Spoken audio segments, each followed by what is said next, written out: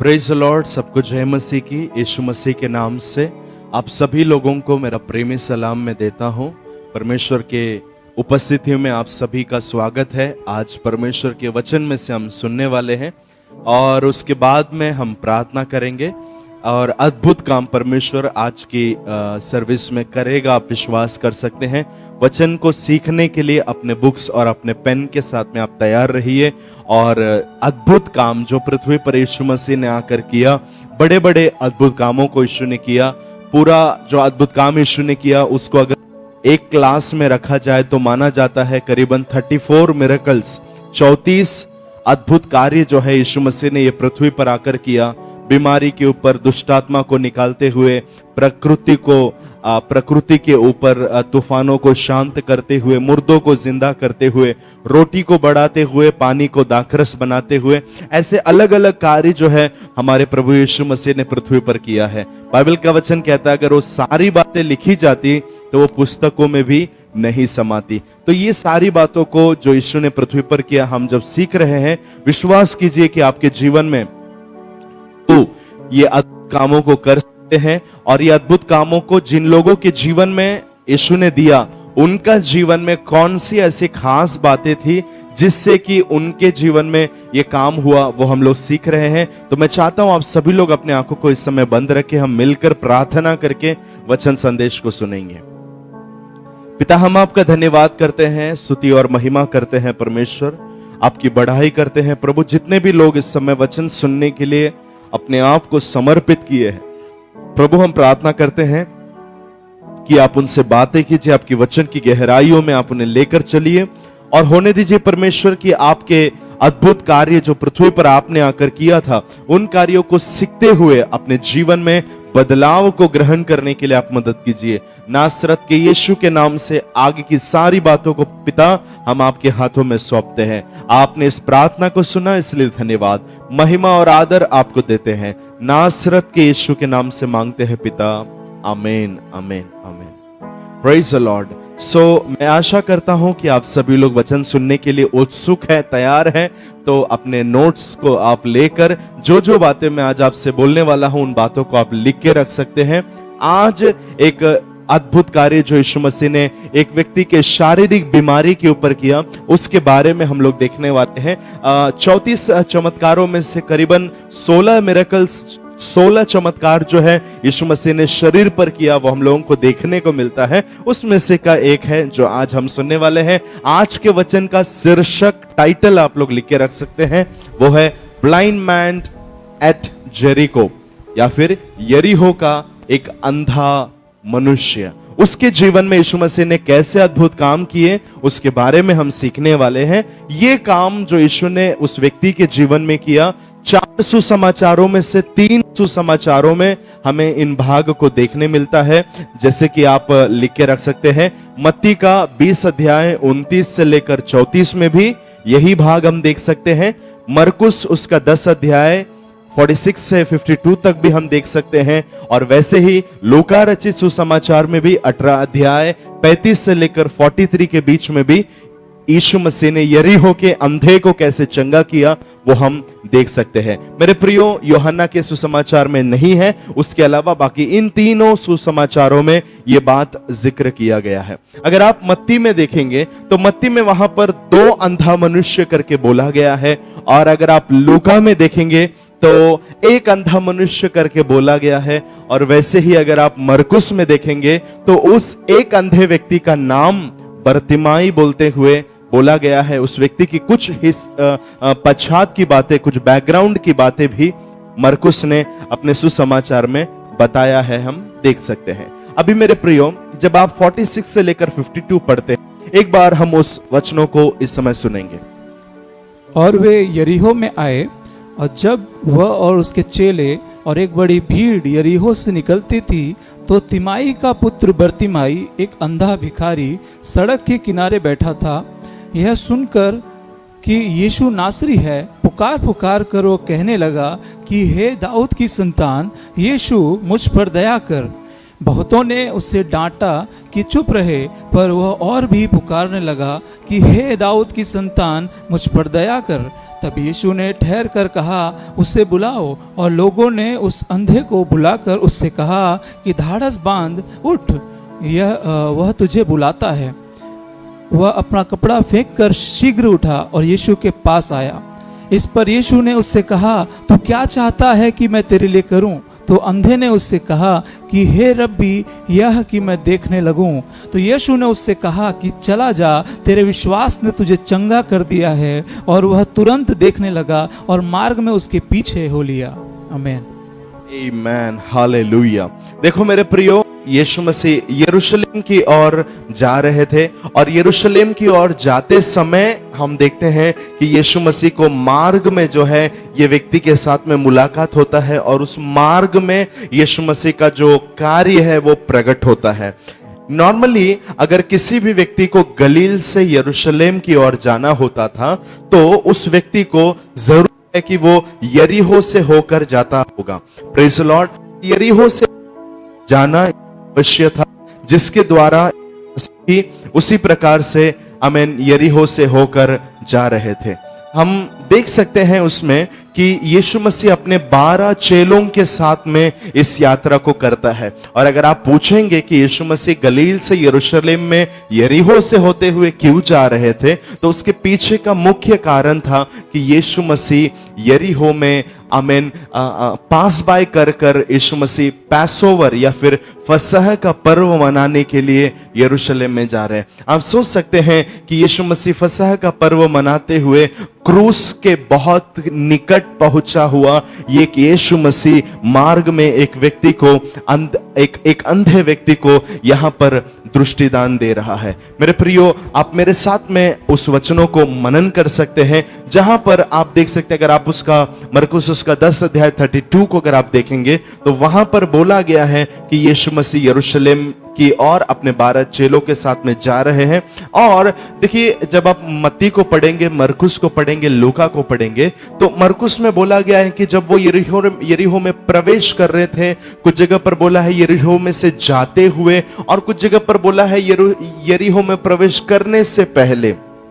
तो ऐसा अलग अलग बात हम लोगों को क्यों देखने को मिलता है? तो क्या ये गलत है? नहीं मेरे प्रियो। कुछ थियोलॉजियंस, बाइबल के थियोलॉजियंस ये मानते हैं कि उन दिनों में एक ही यरीहो नहीं तो दो यरीहो उन दिनों में मौजूद थे। एक यरीहो आप सभी लोग जानते हैं, इजरायली लोग जहां पर वो लोग परेशान थे, वो लोग अपने नगर में प्रवेश नहीं कर पा रहे थे, तो उस समय परमेश्वर ने उनको हालेलुया उस यरीहो का पतन करने के लिए या वो शहरपना यरीहो में गिराए जाने के लिए उन लोगों ने 7 दिन आमीन नगर के चारों ओर घूमकर आराधना करते हैं और वो दीवार, वो शहरपना गिराई जाती है और वे अपने नगर में प्रवेश करते। तो वैसा एक यरीहो पुराने नियम में हम लोग देख सकते हैं। और दूसरा यरीहो अगर आप देखेंगे तो हम समझ सकते हैं, जब हम इतिहास को देखते हैं तो ग्रेट हेरोद बोलकर जो महान राजा हेरोद जो था, उन दिनों में हेरोद राजा ने भी एक नगर को उन्होंने यरीहो नाम देकर जो है स्थापित किया था। इस तरीके से 2 यरीहो के नगर है। तो हम मान सकते हैं कि ये 2 प्रकार के अंधे होंगे। एक पुराने नियम का जो यरीहो है वहां का व्यक्ति होगा, और दूसरा जो है वो हेरोद ने नाम रखे हुए उस यरीहो में प्रवेश करने वाला व्यक्ति होगा। एनी हाउ, यहां पर उस यरीहो में से जाते समय लिखा है कि यीशु मसीह उस अंधे को जब यीशु मसीह ने देखा, मेरे प्रियो, बाइबल का वचन कहता है यीशु मसीह आमीन मार्ग में से होकर जा रहा है और वो अंधा व्यक्ति, प्रेज़ द लॉर्ड, जिसका नाम बोला गया है तिमाई का पुत्र या फिर बरतिमाई बोलकर, उस व्यक्ति को जो अंधा था, जन्म से अंधा था, वो जन्म से देख नहीं पाया, उसने यीशु मसीह को पुकारने लगा और उसका जीवन प्रभु यीशु ने बिल्कुल बदल दिया। मैं आपको बताना चाहता हूं, ये व्यक्ति का नाम बताया गया है कि वो बरतिमाई था। बरतिमाई बोलते समय बर ये जो शब्द है, वो शब्द हमेशा आमीन सन ऑफ करके या फिर पुत्र का करके लगाया जाता था। अभी बरतिमाई उसका मतलब तिमाई का पुत्र, बर योना मतलब योना का पुत्र, बर शिमोन मतलब शिमोन का पुत्र। इस तरीके पुराने नियम में कुछ नामों को हम देख सकते हैं। वैसे ही तिमाई का पुत्र बर तिमाई, बर मतलब पुत्र, हालेलुया।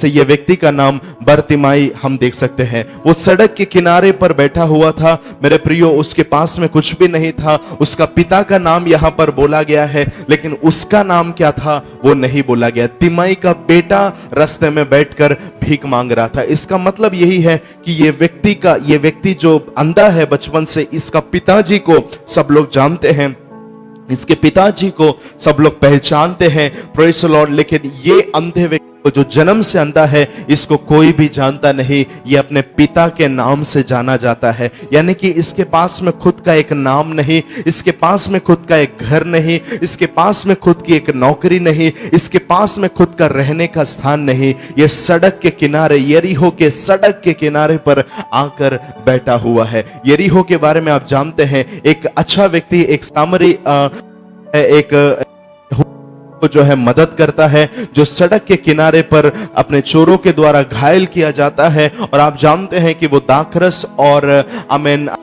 को लगाते हुए उस व्यक्ति के घाव को सुखाने का परिश्रम करता है। इस तरीके से चोर और डाकू लोग रहने वाला, हत्या होने वाला और रॉबरी होने वाला, चोरी होने वाला एक ऐसा नगर, यरीहो का नगर। उस नगर में ना नाम है, ना काम है, ना परिवार है, ना कोई लोग है, प्रेज़ द लॉर्ड, ना घर है। ऐसी हालात में एक व्यक्ति सड़क के किनारे पर बैठा है। आप सोच सकते हैं कि यह व्यक्ति का जीवन किस तरीके से आमीन बिखरा हुआ था। लेकिन बाइबल का वचन कहता है ये व्यक्ति आमीन जब फसह के पर्व, यीशु मसीह जब फसह के पर्व को मनाने के लिए जा रहा, सूली पर चढ़ने की बातों को पूरा करने के लिए यीशु जा रहा, और मार्ग में यीशु ने इस व्यक्ति के ऊपर तरस खाया और उसी दिन इसका जीवन बदल गया। आज ये वचन सुनते समय पर क्या कोई जो कहता है मेरे जीवन में भी मैं निराश हूं, मैं परेशान हूं, मेरे जीवन में मेरा घर नहीं, मेरे लोग नहीं, मेरे पास खाने को नहीं, मेरे पास नौकरी नहीं,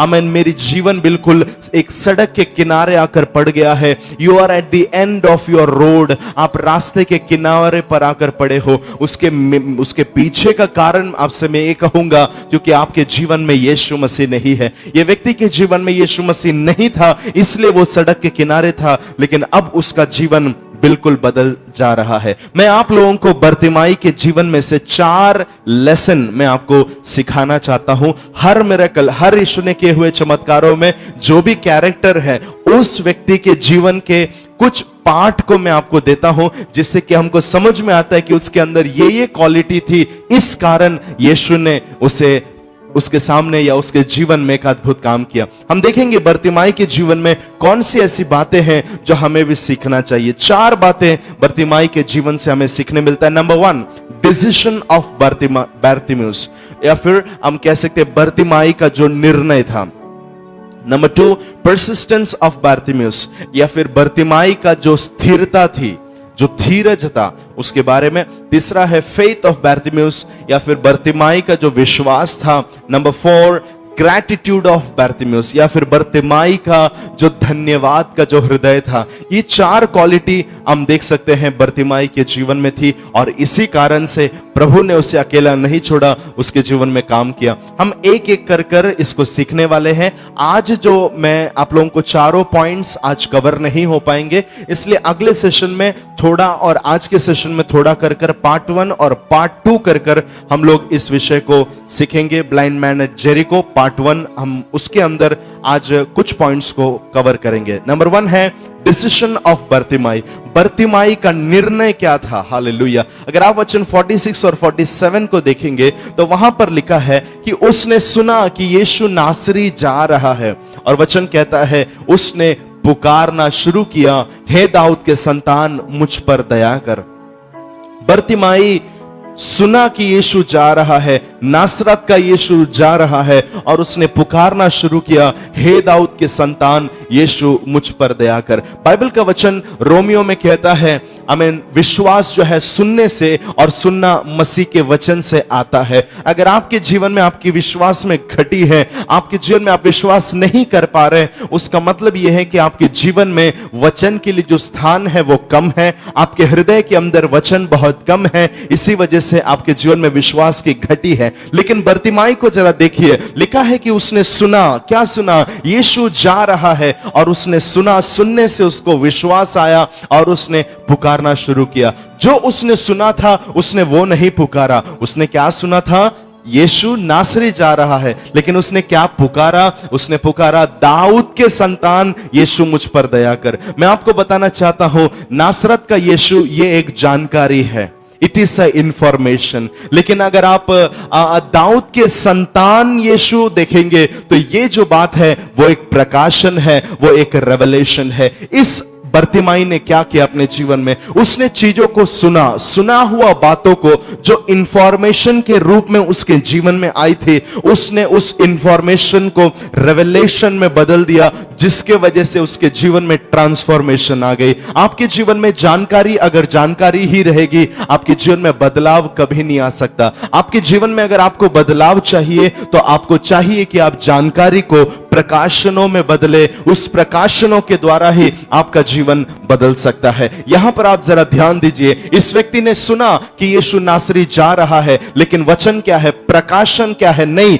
ये केवल नासरत एक नगर का, एक निकम्मा नगर का, एक ना जाने वाले एक छोटे नगर का एक साधारण व्यक्ति नहीं, लेकिन दाऊद के पुत्र, दाऊद का पुत्र है, या फिर दाऊद के वंश से आने वाला मसीहा है। यह प्रकाशन रखकर उसने प्रार्थना किया। मैं देखता हूं आज भी बहुत सारे लोग जब प्रार्थना करते हैं, जब पुकारते हैं, तो वो किसी ना किसी व्यक्ति का प्रार्थना कॉपी कर उस प्रार्थना को कॉपी करते हैं। मैं आपसे कहना चाहता हूं, जो आप सुनते हैं दूसरे का, वो प्रार्थना आप ना करें, लेकिन आपने पाए हुए प्रकाशनों के द्वारा आप प्रार्थना करना शुरू करना है। जब ऐसे आप प्रार्थना करना शुरू करते हैं, आपका जीवन बदल जाता है। मैं भी ऐसे ऐसे एक पश्चात से आता हूं जहां पर पुस्तकें खोली जाती थी प्रार्थना की, और वो प्रार्थना की पुस्तकों को खोलकर हम प्रार्थना करते थे। हम खुद से प्रार्थना नहीं कर सकते हैं, ऐसे एक पश्चात में से हम आ रहे हैं।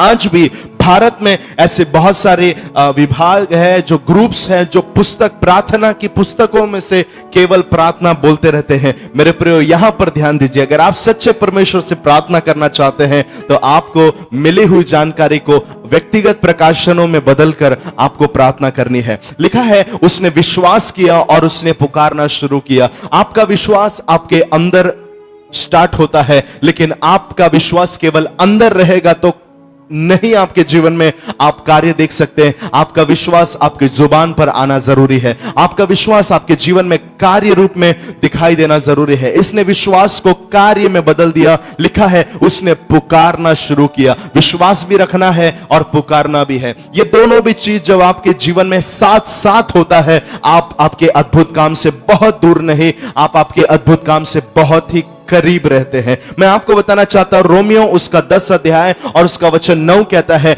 जो भी व्यक्ति अपने मुंह से यीशु मसीह को प्रभु जानकर अंगीकार करेगा और विश्वास करेगा कि परमेश्वर ने उसे मरे हुओं में से जिलाया, तो वो निश्चय उद्धार पाएगा। मैं आपको बताना चाहता हूं, इस व्यक्ति का सबसे बड़ा निर्णय क्या था? इसने यीशु को मसीहा के रूप में पुकारना शुरू किया, और उसकी पुकार में दम थी। उसकी पुकार में एक अलग बात थी। वो ये नहीं पुकार रहा कि प्रभु मुझे आंखें दे दे, प्रभु मेरे बेटे का विषय सीधा कर, प्रभु मेरी बीमारी को चंगा कर, प्रभु मेरे कर्जे को हटा दे, प्रभु मेरे फाइनेंस को सुधार, प्रभु मेरे बच्चे बिगड़ने ना पाए, प्रभु मेरी मिनिस्ट्री को बढ़ा, प्रभु प्रभु प्रभु। सांसारिक चीजें नहीं बोल रहा था, लेकिन उसकी प्रार्थना क्या थी? आपने ध्यान दिया क्या? उसने प्रार्थना किया, हे दाऊद के संतान, मुझ पर दया कर। Mercy is not a earthly blessing, mercy is a spiritual blessing। वो एक आत्मिक आशीष की मांग रख रहा था। वो शारीरिक बातों के लिए नहीं, लेकिन वो आत्मिक आशीषों की मांग रख रहा था।